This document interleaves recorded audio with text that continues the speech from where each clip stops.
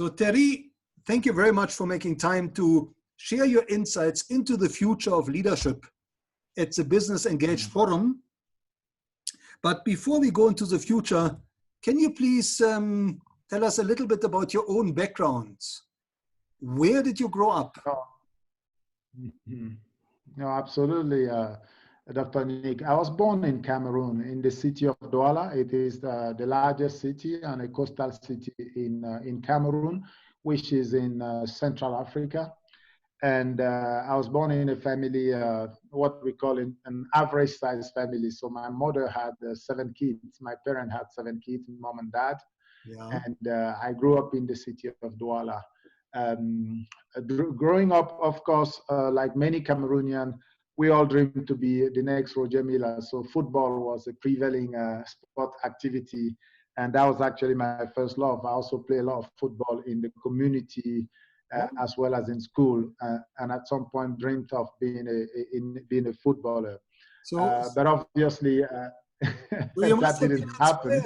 If I may, you must have been inspired by Roger Miller, I believe, in 1990. Absolutely, Roger Miller was our role model, you know, back in the 80s and the 90s. So, growing up, we all wanted to be the next Roger Miller. Evidently, either I wasn't good enough, or so things didn't happen. I found other passion. I was also very influenced by the Catholic Church. I was born and raised in the Catholic faith in the city of Douala by my parents. There was just something that made me think that I could also become a priest. And as I got close to Catholic priests, especially in the community where I grew up with Jesuit priests, one thing that really stimulated me was their focus on the academia. You know, many of those that I met, they were expert in all sorts of sciences and all sorts of things, astrology, philosophy, and all these things. I always find some stimulation in becoming, a priest just because of the love for that. And also growing up, I was in a very poor family. And most of the Jesuit priests I met, they traveled to different countries, attended university around the world. And to me, at one point, I thought that I would become one of them. So evidently, that didn't happen also, of course, because as I grew up, I found other interests.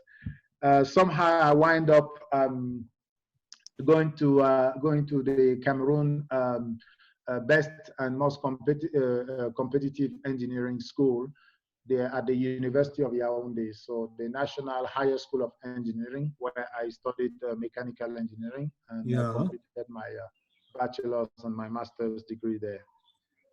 And I believe you then later on went on to study at Indiana University, and you were very active, the chair of the Diversity Council, member of the Consulting Academy. Can you tell us a little bit more about your time at the Kelley School of Business? Oh, yeah. Oh, thanks for bringing that up. So after my degree in mechanical engineering, I started as a field engineer, worked for about 3 years in Cameroon, mostly in oil and gas industry, like many young engineers in West Africa, but quickly moved to North America, first in Toronto, where I was doing a lot of engineering contract and consulting work. And at one point in my career, I wanted to be a business leader, so I realized finance was the real language of business. As an engineer, I could understand it. I was good in quantitative, analysis and all that, but I wanted a formal business study. So went to a business school and in Kelley School of Business in Indiana University. I want to say that the first criteria that drew me at Kelley was just the beautiful campus. I visited a number of schools in the US, but the campus at Indiana University was just completely mesmerizing.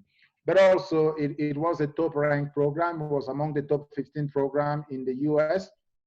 And some of the organization of the program was very attractive to me. My goal was to go do management consulting after business school, and they have a consulting academy, which was basically a group of a faculty structured a team that was run by strategic management teachers and finance teachers who were equipping students precisely with the skills needed to go and become management consultant. And during that process, you will have an academy intensive week, 3 academy intensive week that were opportunity to go do real consulting work with some firms. So that's how I had an opportunity to do some work for Deloitte, strategy and operations in their Chicago office, do a project there for during one of the academic intensive week, and for Ernst & Young, also in the Chicago office. Those 2 experiences really, encouraged me to pursue a career in consulting. However, as I was graduating in the, you may remember, in the fall of 2000 and summer of 2008, with the world financial crash bringing the crisis, the financial crisis, bringing the world economy down. Many firms kind of, especially in the consulting, there was a big dynamic and things were changing. So at that time, I had also had an internship with Cummins in their corporate strategy team, and came to learn and be attracted to that company because of their values and their history, some of the things they were talking about, the intention to invest in Africa, but also the nature of the work that I was doing in the corporate strategy team, which was basically what you do in a consulting firm without the volume of travel that you will do if you were working for a pure play consulting firm. So that's how, from the business school in the consulting academy, as I majored in finance and strategy, so I pivoted to join Cummins after graduation in the corporate strategy group, where I work on a big number of projects, a whole host of projects for the company senior leaders. So in your early days, Thierry, who inspired you? As I started my career, obviously, as an engineer, I went to engineering because I was good at science, technology. I needed a paycheck. Engineering was a career where you will find a job, definitely in West Africa in my time. And that went very quickly. So I didn't really have big ambition, career ambition. It was when I joined Cummins, quite frankly. I was fortunate to work for some really smart leaders. Our current CEO, who is also my leadership role model, one of my strongest role model as a leader. So very smart, seeing how you could be a leader who leads with courage, but also who lead with care.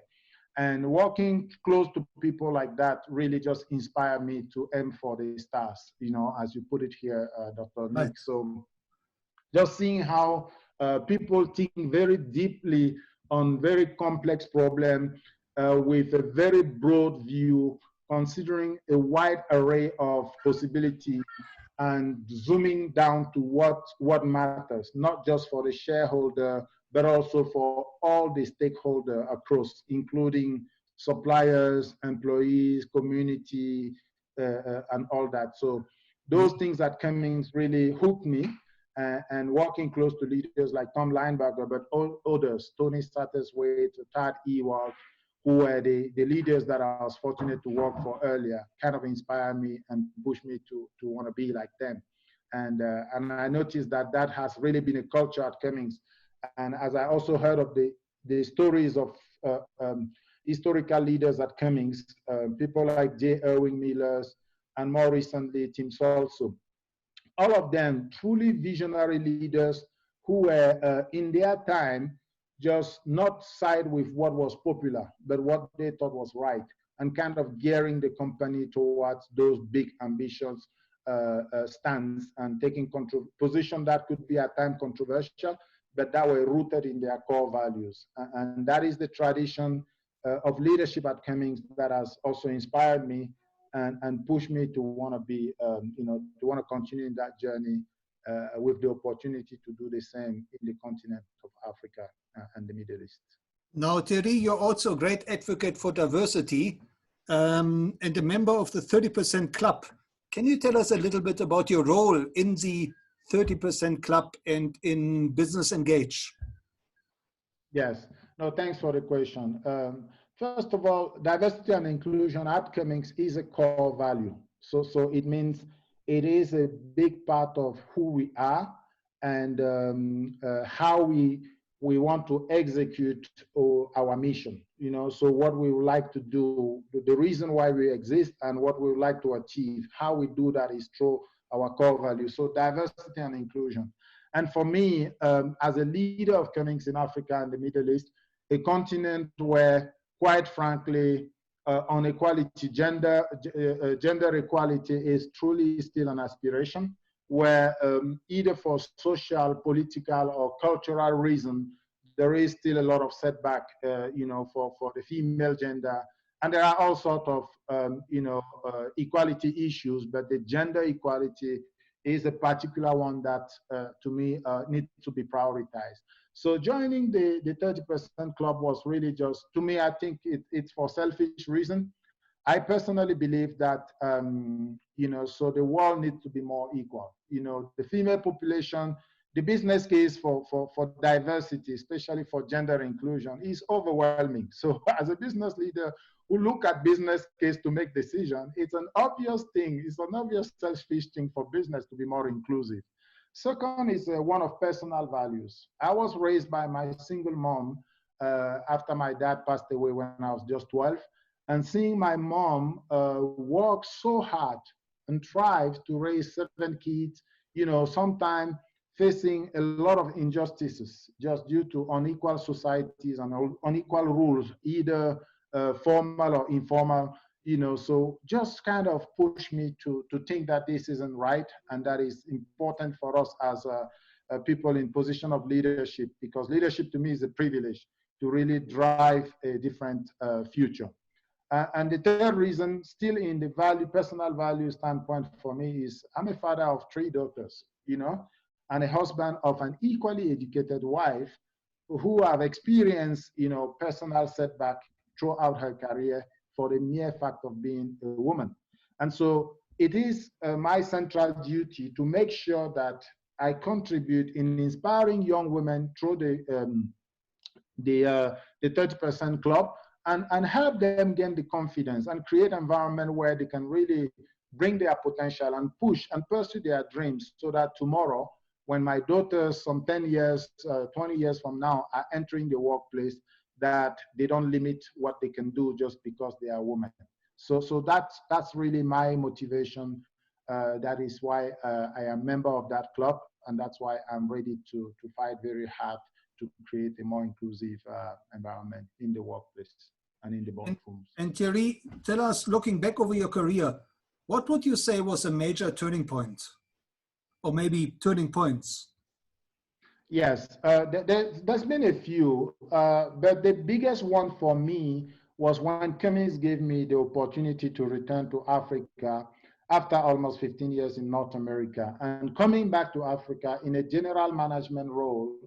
By now, Dr. Nick, I've visited at least 42 to 45 countries in Africa, and just seeing the huge potential, the huge opportunities that exist in Africa. You know, chief of them being its human resources, its people, a bubbly and very young population, and mostly underutilized, especially when it comes to female population. And coming here to set up Cummings businesses in a number of countries, starting in West Africa, I just realized, oh wow, what an opportunity. You know, if we get this right, if we create an environment where we could hire people, where women will prefer to join Cummings, this will be a strategic advantage. You know, it feels to me that this is the potentiality was huge. Just you look at graduate rate in most universities in Africa. In South Africa, it's no different. Female young girls have the higher percentage of people graduating in university in most countries in this continent. And guess what? We don't know that sometimes. And so just and to be honest with you, this vary. It used to be that you don't find women in engineering or in finance. That is simply not true. If you really look, you will see that today there is abundance of graduates that come out of college who are young female with good dreams, except that the society has shaped the workplace and the boardroom so in a way that have made them to choose that, oh no, maybe I can't go to, you know, an engine making company. Maybe it's a male dominated environment. Maybe when we visit this customer, you will not see a woman in a mine site, so kind of, supervising, truck operation on all these things. So I think the breakthrough for me was returning to Africa and traveling to different countries to just see just the volume, the sheer volume of up and coming, graduate from university, and seeing that in also families. Our countries are moving to more urban social setup, where in Casablanca as well as in Douala, or in Dakar as well as in Nairobi, you'll see young girls growing in the same condition as female, and in family these conversations are happening. And I just think that by the time they graduate, if we offer them a possibility to be in an environment where they feel comfortable and on equal footing, we'll see a more accelerated inclusion in the workplace. So that was my breakthrough, just coming back to Africa, feeling home everywhere, and seeing the sheer and the vibrance of all these young graduates, and seeing how we could harness that as business leader to kind of reshape, the way the business, boardroom looks. So Thierry, can you tell us what is driving you today?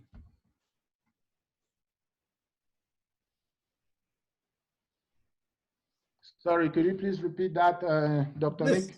yes. I was saying, what is driving you today? Mm-hmm. So what drives me today?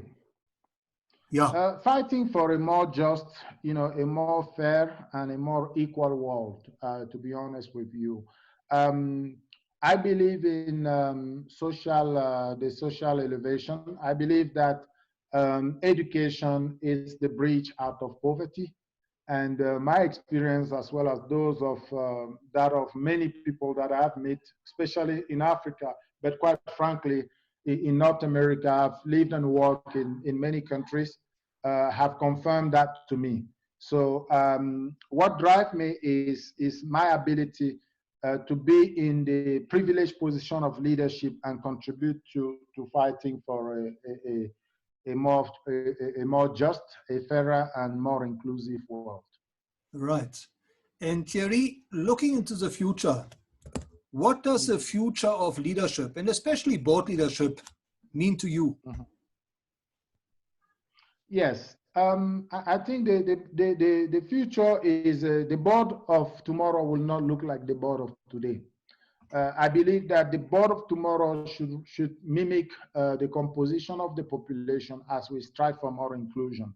I think companies that will be more inclusive will be the company that will be more successful, just because it's very clearly demonstrated in the business case for diversity. So companies that will be more inclusive will be able to anticipate better the challenges that will allow them to be more sustainable. And that's just a very strong hypothesis that I see. And to be honest with you, I believe that more companies understand that today, even though they may not be doing, making the progress at the same pace. So I see the future of board being a more inclusive board where more diverse views are analyzed when considering solving problems. And those that will be able, I'll be the first to bring that diversity around the table, will get the best solution, and will be more successful and therefore more sustainable. And Thierry, what have you learned from your own journey, your own leadership journey, that you consider most important for building future leaders? Yes, to me, it's fundamental to find your purpose, Dr. Nick. Yeah. So you need to really define that purpose and really making sure that you zero in on it as clear as possible. Your leadership purpose is that single thing, that raison d'etre for you. What are you on this earth for?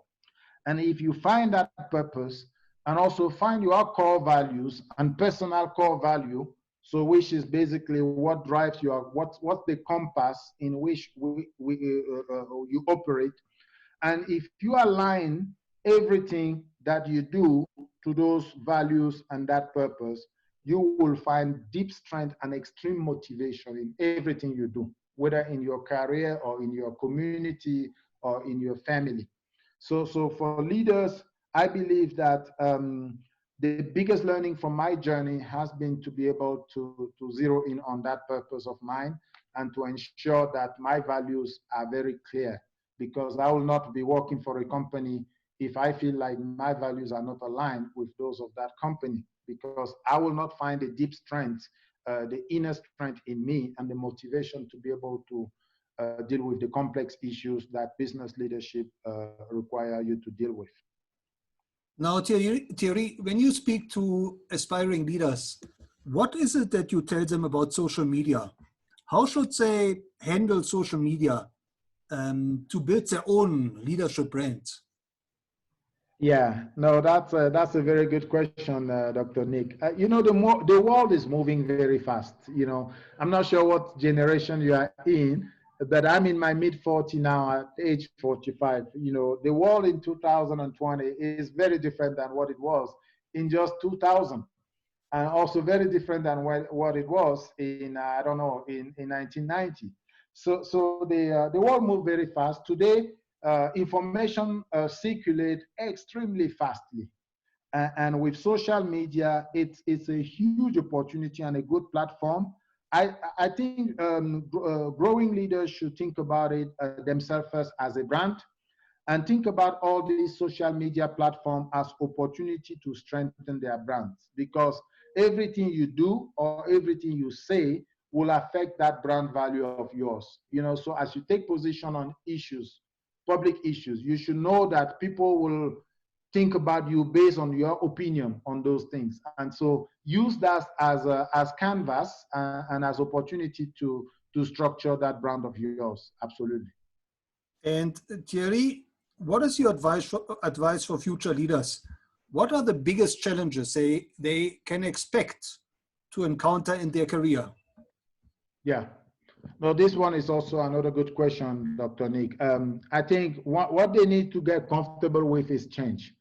The only thing permanent is change, and this is true today. This has always been true. The only thing is that in this generation, that change is happening very fast, and so they need to know that change is happening, and change is going to continue to happen. And the world today is a global village. So standards are more global than ever, and so is competition. So there is no reason that you know, you will aspire to lower standard in Angola than somebody in your same function in, I don't know, in Japan or maybe in Iceland. So competition is also going to be more global. You know, for the same role, if you are working in South Africa as a design engineer, you know, you don't need to be in South Africa to provide the best design. There will be people, engineers in India, who could do the same design in an office in India. And companies are more and more looking for where they could get the best people, the best talent for the best output at the lowest cost. So we need to understand that these are the dynamics at play. And we need to also be permanent learners, because the change is moving so fast. We need to be able to learn. If you are not good at something, and that thing is very critical for your field of operation, for your function or your career aspiration, get good at it. And you could get good at it by educating yourself. Today, there is good opportunity for people to learn, either through online learning. There are lots of MOOCs, like you know, online university, or you know, ways to get access to continuous education so that you could continue to upskill yourself.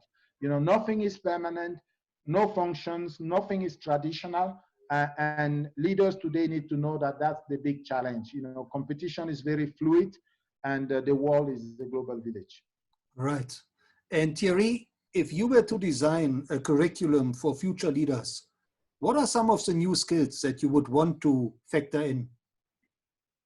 Yeah, no, that's a big one. If you talk of leaders, to me, when you are a leader, it is a lot less about what you can do than about how you do what you do. And basically, the biggest key for a leader, for any leader, is his ability to extract the best out of people. Because no matter how smart or how strong or how tall or how big you are, what you could do by yourself will always be limited. But if you could, you know, get good at extracting the best value out of a multiple number, so there is a multiplying effect in your ability to achieve big things. And so to be able to do this, you just need to strive to be an authentic leader, you know. So and being an authentic leader is touch on some of the things I mentioned before. So which is basically finding your purpose and striving to achieve your purpose, you know, living your values, communicating in a way that inspire people, being authentic and building trust. And only by building this trust will you build followership, and would you get people to get the best value out of people. So a huge element of that curriculum will have to include how do you communicate in a way that is inspiring, and how do you build followership, and how do you show up as a leader that is authentic. Now, Thierry, as a mentor to future leaders, can you maybe share a success story where you mentored an upcoming leader and that person took your advice to heart? Oh yeah, I've mentored a lot. I mean, over the last 10 years, and a lot of my mentees have successfully achieved like career change. You know, just sometimes following my example to move from pure engineering work and aspiration to more of business leadership roles or things like that. Or maybe to move from a functional role to more of a general management track. And the key to what I tell these mentees, obviously, is not becoming a general manager or switching career is not everyone's cup of tea. But to do that, what I tell my mentors, or several of my mentors that have successfully operated these career switches or career changes, it is number one to believe in yourself. You know, so no matter how big people you watch, you know, how much those you watch are solid, you will not become solid because your role model is solid or achieve big things. You need to believe in yourself. And if you believe in yourself, you need to set yourself higher ends, higher goals. You know, you need to stretch yourself. We are always equipped. We are never tested beyond our ability, to be honest with you. So if you really set your mind and your heart on any challenge, you will figure it out.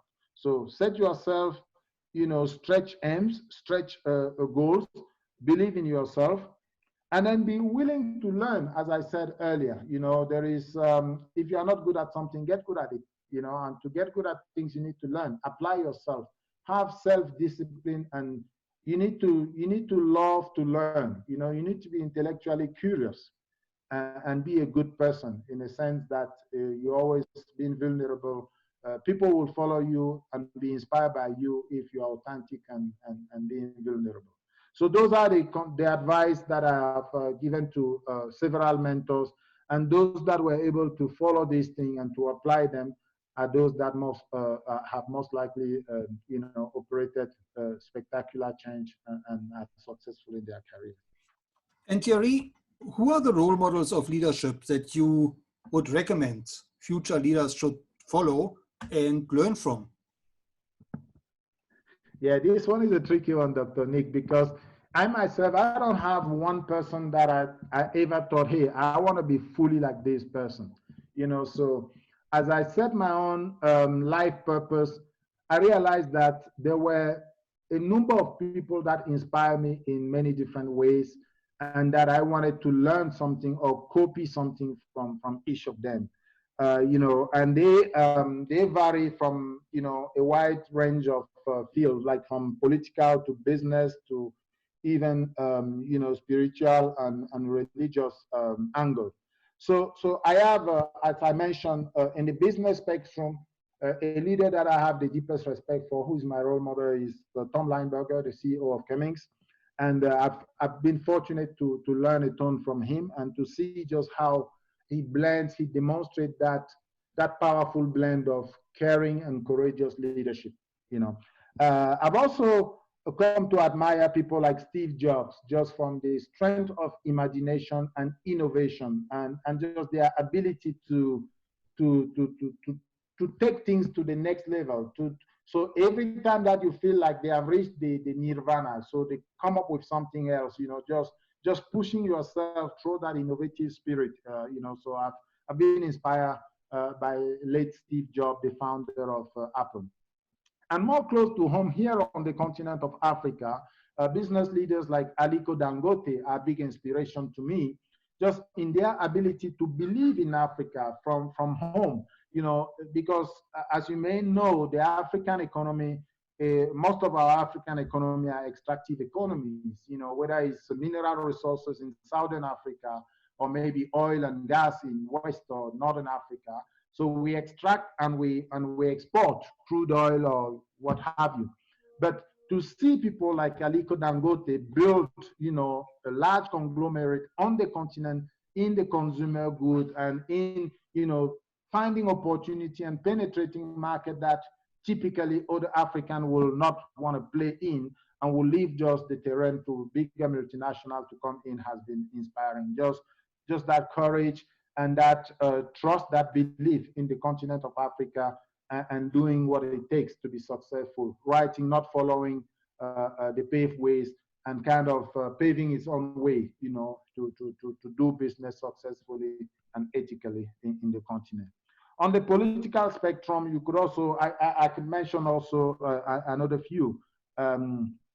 I mean, I don't like to be controversial or to get, you know, to take strict position, but, you know, when I traveled to, as I said, you know, more than 40 countries in Africa, but seeing how leaders have transformed their countries, leaders like Paul Kagame, for instance, in Africa, or Sheikh Mohammed in the United Arab Emirates, you know, by being visionary, setting a vision and executing in that vision, that can transform very radically the place from a status to a completely different status. That has been inspiring to me, and I wish we could see more of this in the continent of Africa. So all those people have inspired me in different ways, and I advise everyone for leaders as they think of role models to really, a role model, you need to have, what are those traits that you like to resemble this role model in?